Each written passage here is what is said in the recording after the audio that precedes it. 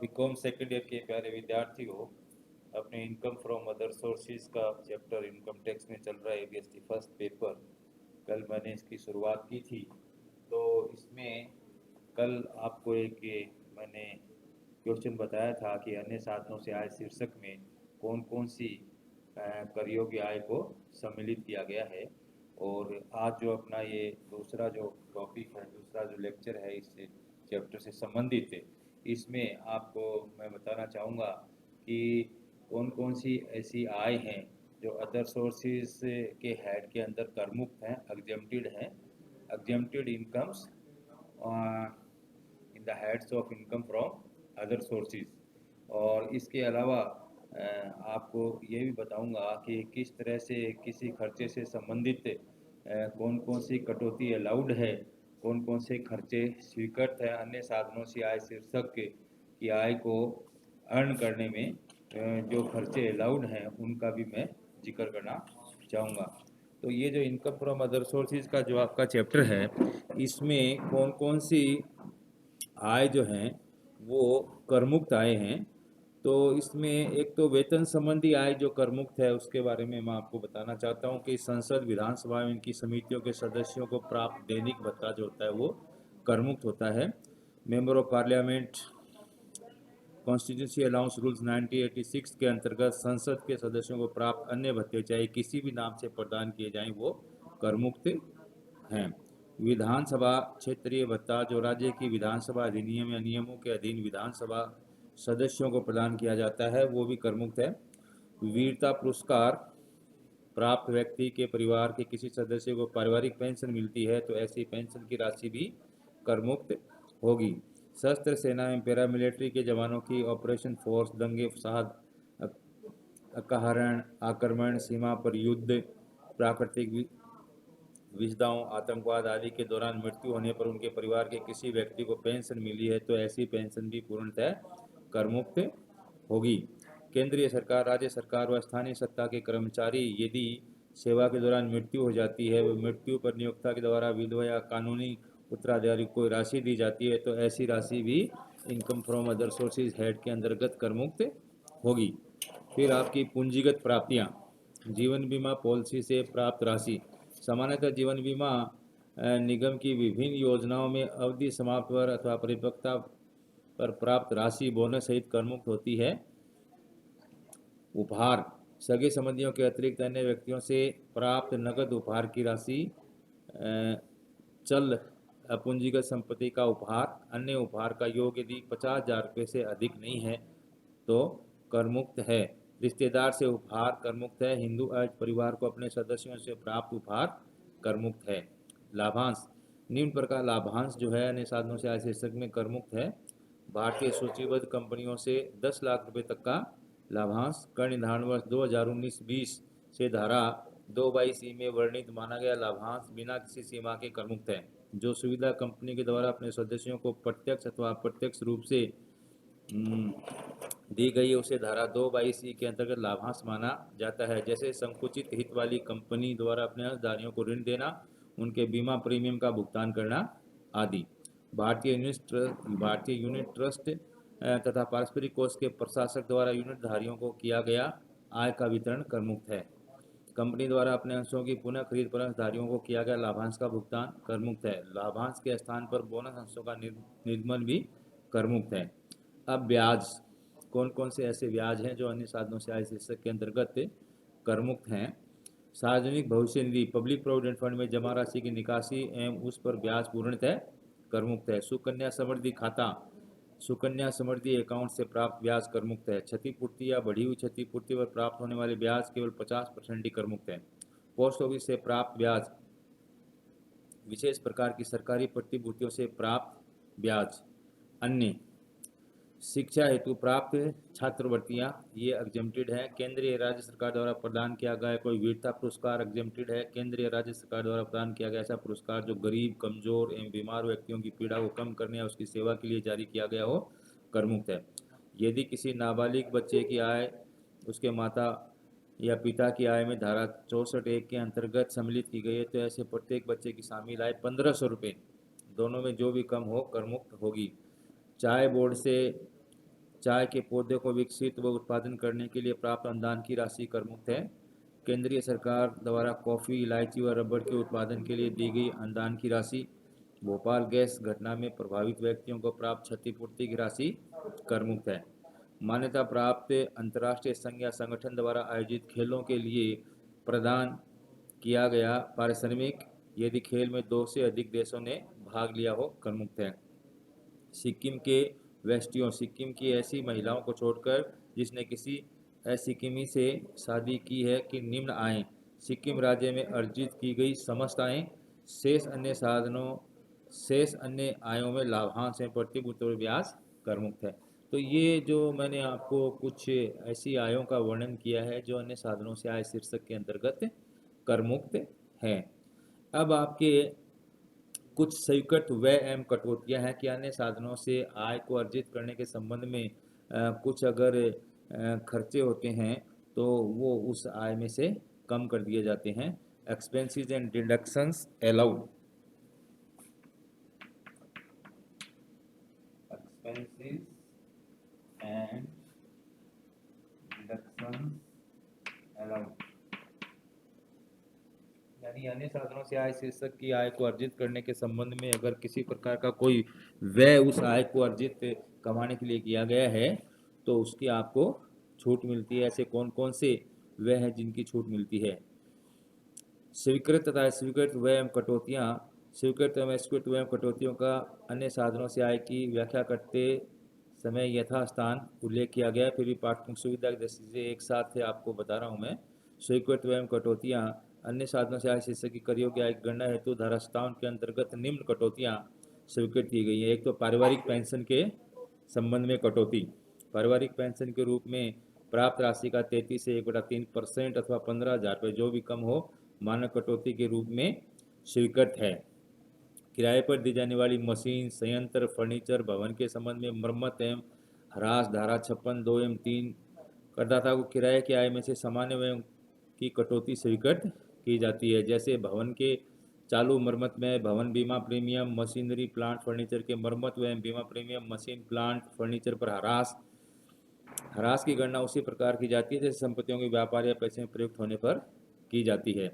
आय अर्जित करने हेतु किए गए अन्य व्यय धारा 57(3) कहती है कि अन्य साधनों से शीर्ष के अंदर जो कर योग्य आय हो उनको अर्जित करने से संबंधित अगर कोई अन्य व्यय हैं तो उसकी भी कटौती मिलती है।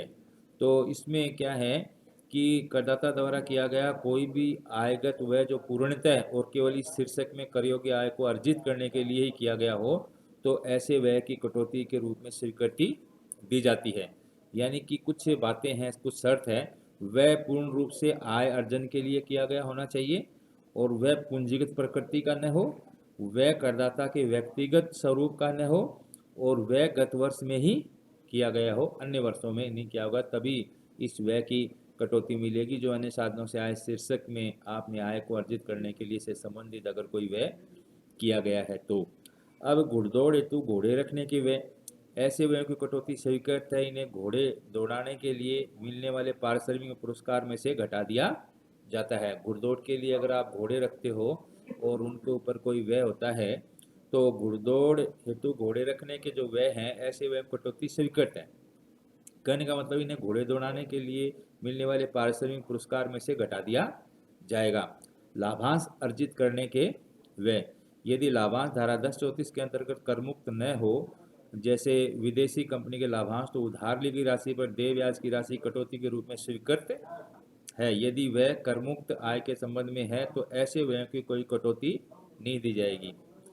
देखो, आयकर के अंतर्गत एक प्रावधान और नियम है कि जिस आय को करमुक्त माना है, एग्जेम्प्टेड है, उसके ऊपर कर ही नहीं लगता है, तो ऐसी आयों से संबंधित अगर कोई व्यय है तो उसको आप कर योग्य अन्य कर योग्य आय में से नहीं घटा सकते। जैसे भारतवर्ष के अंदर कृषि आय करमुक्त है। अब मान लो कि जो आपकी फसल है, सरसों की फसल है, उसमें ओले पड़ गए, आपके 2 लाख रुपए का नुकसान हो गया, या गेहूं की फसल है उसमें ओले पड़ गए, आपका नुकसान हो गया, तो जो आय कर मुक्त है उससे संबंधित अगर कोई नुकसान हुआ है तो उसको अन्य सा जो आय है, टैक्सेबल इनकम है, उसमें से इसको डिडक्ट नहीं किया जा सकता क्योंकि वो आय ही कर मुक्त है। तो उस आय से संबंधित कोई खर्चा है तो उसकी भरपाई दूसरी कर योग्य आय से नहीं हो सकती। ब्याज की वसूली के लिए व्यय, यदि करदाता ने ब्याज वसूल के लिए कोई व्यय अथवा कमीशन प्रदान किया है तो ऐसे व्यय या कमीशन की भी कटौती मिलेगी। फिर विलंब से प्राप्त क्षतिपूर्ति पर ब्याज। विलंब से प्राप्त क्षतिपूर्ति तथा क्षतिपूर्ति में हुई वृद्धि पर करदाता को कोई ब्याज की राशि प्राप्त हुई है तो ऐसे ब्याज की राशि का 50% धारा 57(4) के अंतर्गत कर मुक्त है। अब कुछ expenses and deductions not allowed भी हैं। कुछ ऐसे खर्चे हैं जो अन्य साधनों से आय शीर्षक की आय अर्जित करने में किए गए हैं, वो अलाउड नहीं है। Expenses and deductions not allowed. Expenses and deductions not allowed। यानी अन्य साधनों से आय शीर्षक के अंदर आय तो कर योग्य है, लेकिन उस आय को अर्जित करने के लिए अगर कोई खर्चा किया गया है तो ऐसे खर्चों को आयकर अधिनियम के अंतर्गत अलाउड नहीं माना गया है। अन्य साधनों से आय शीर्षक की कर योग्य आय को गणना करते समय निम्नलिखित व्यय के संबंध में कटौती नहीं दी जाएगी। ये आपको विशेष तौर पे ध्यान रखना है। एक तो क्या है, लॉटरी जुए आदि के व्यय। आकस्मिक आयों को प्राप्त करने के संबंध में किए गए व्ययों की राशि, जैसे दाव पर लगाई गई राशि, लॉटरी टिकटों के क्रय पर व्यय, पुरस्कार को वसूलने के व्यय, इसमें किसी भी प्रकार की कोई कटौती व्यय की नहीं मिलेगी।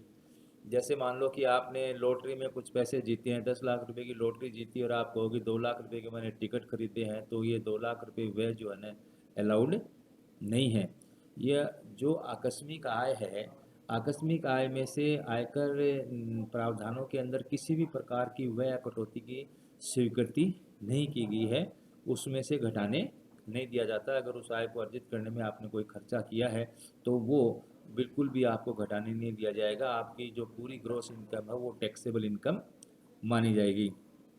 लाभांश संग्रहण के वे, यदि लाभांश धारा 115 BBDA के अनुसार है या पूर्णतः कर मुक्त है तो लाभांश संग्रह के व्यय भी अस्वीकृत हो जाएंगे।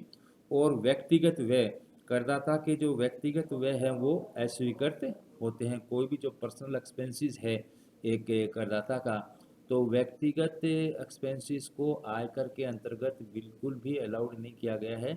मैंने आपको income from business and profession के चैप्टर में भी बताया था कि व्यवसाय के स्वामी के जितने भी व्यक्तिगत एक्सपेंसेस हैं वो सारे के सारे जो व्यक्तिगत एक्सपेंसेस है, हाउस होल्ड एक्सपेंसेस हैं, वो सारे के सारे डिसअलाउड होते हैं, अलाउड नहीं होते।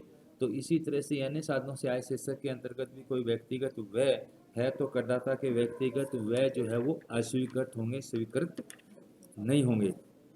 भारत के बाहर बिना TDS चुकाया गया ब्याज, ऐसा ब्याज जो भारत के बाहर देय है तथा जिस पर उद्गम स्थान पर कर की कटौती नहीं की गई अथवा कर का भुगतान नहीं किया गया है, तो ऐसा भी खर्चा डिसअलाउड होगा। अगर उस पर TDS नहीं किया गया है और भारत के बाहर पैसा भेजा गया है, चुकाया गया ब्याज, भारत के बाहर चुकाया गया ब्याज है, TDS नहीं किया गवर्नमेंट की तरफ से, तो वो भी खर्चा स्वीकृत नहीं होगा। भारत के बाहर बिना TDS चुकाया गया वेतन, भारत के बाहर देय वेतन जिस पर उद्गम स्थान पर कर की कटौती की गई हो अथवा उस पर कर का भुगतान नहीं किया गया, यानी कि अगर किसी आदमी को भारत के बाहर वेतन दिया है और उसमें सरकार की तरफ से TDS नहीं काटा गया है तो ऐसे वे भी स्वीकृत नहीं किए जाएंगे अन्य साधनों से आय शीर्षक के अंतर्गत। पूंजीगत व्यय की जो राशि है वो भी अलाउड नहीं है, डिडक्शंस नॉट अलाउड। उसकी भी आप कटौती नहीं ले सकते। किसी भी प्रकार के आयोजन एवं संचय की राशि, कोई भी प्रोविजन या रिजर्व आपने बनाया है वो भी स्वीकृत नहीं होगा। भारत में TDS न काटने पर व्यय का 30% अस्वीकृत। यदि किसी निवासी को भुगतान करते समय धारा 192 से 194 LA में जो कर उद्गम स्थान पर काटना था वो नहीं काटा गया तो ऐसे व्यय का 30% अस्वीकृत होगा। इसी प्रकार से यदि कर तो उद्गम स्थान पर काट लिया गया परंतु उसे धारा 139A के अनुसार निर्धारित सरकारी खजाने में जमा नहीं कराया गया है तो ऐसे व्यय का 30% अस्वीकृत हो जाएगा। संबंधियों या सहयोगी संस्थाओं को किया गया अधिक भुगतान, यदि करदाता अपने किसी संबंधी अथवा सहयोगी संस्था को अथवा ऐसे व्यक्ति को जिसका करदाता के व्यापार में सार्वजनिक हित है किसी स्वीकृत व्यय के संबंध में कोई भुगतान करता है तो ऐसे व्यय की वह राशि जो आयकर अधिनियम की दृष्टि से अत्यधिक अथवा अनुचित है उसे अस्वीकृत कर दिया जाएगा। 10,000 रुपये या 35,000 रुपये से अधिक का नगद भुगतान, यदि करदाता द्वारा किसी व्यय को 10,000 या 35,000 रुपये माल वाहक वाहनों के चलाने, किराए पर या पट्टे पर देने वाले संस्थानों की दशा में 35,000 रुपये से अधिक का भुगतान नकद किया जाता है, अर्थात खाते में जमा होने वाले रेखांकित चेक अथवा बैंक ड्राफ्ट से नहीं किया गया है हो या किसी घोषित इलेक्ट्रॉनिक माध्यम से नहीं किया गया, तो ऐसे व्यय की भुगतान की गई राशि पूर्णतया अस्वीकृत हो जाएगी। निम्न दिशाओं में 10,000 या 35,000 जैसी स्थितियों से अधिक का नकद भुगतान अस्वीकृत नहीं होगा। कुछ विशेष परिस्थिति हैं जब भुगतान केंद्रीय सरकार, राज्य सरकार, बैंक अथवा वित्त निगम को किया गया हो, जब भुगतान बैंक के माध्यम से किया गया हो, जब भुगतान करदाता द्वारा क्रय किए गए माल अथवा सेवाओं के मूल्य में समायोजन करके किया गया हो, जब भुगतान किसी कृषि उत्पाद या उत्पादनकर्ता को कृषि उत्पाद, फल, सब्जी, डेयरी उत्पाद आदि क्रय करने के लिए किया गया हो, जब भुगतान किसी ऐसे गांव या नगर में किया गया जहां बैंक की सुविधा न हो तो उसके निवासी को किया जाए। तो ये कुछ अपवाद हैं।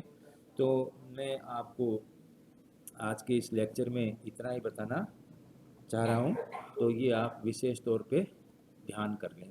Thank you very much for today's.